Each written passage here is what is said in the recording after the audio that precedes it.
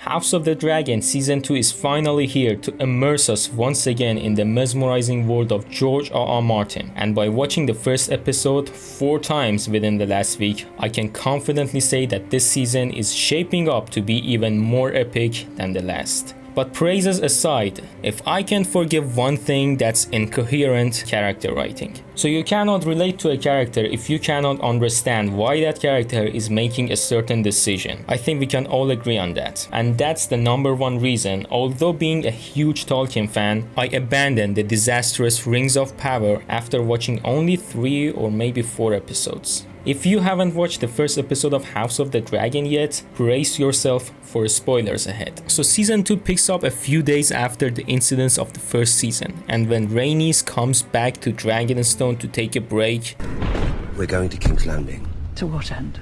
Killing Vhagar.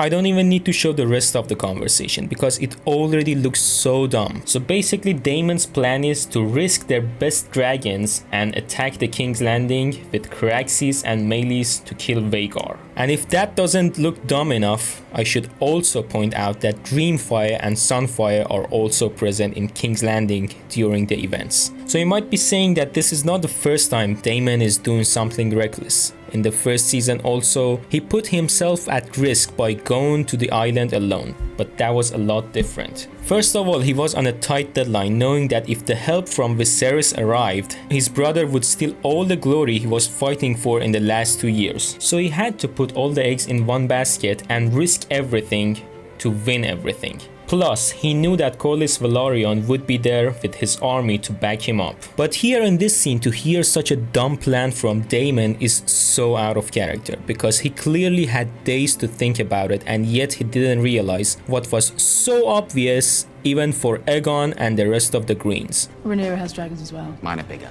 After all, this was the only problem, or maybe it's better to say the only major problem, because I still don't know why Cheese kicked his dog.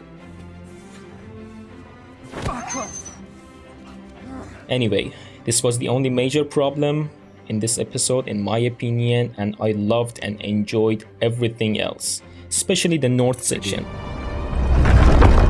Winter is coming.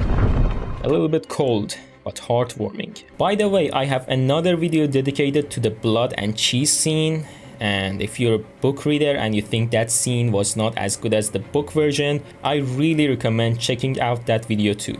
It might answer lots of your questions. It's Mace MTN from Tromaya Studio. Thanks for watching.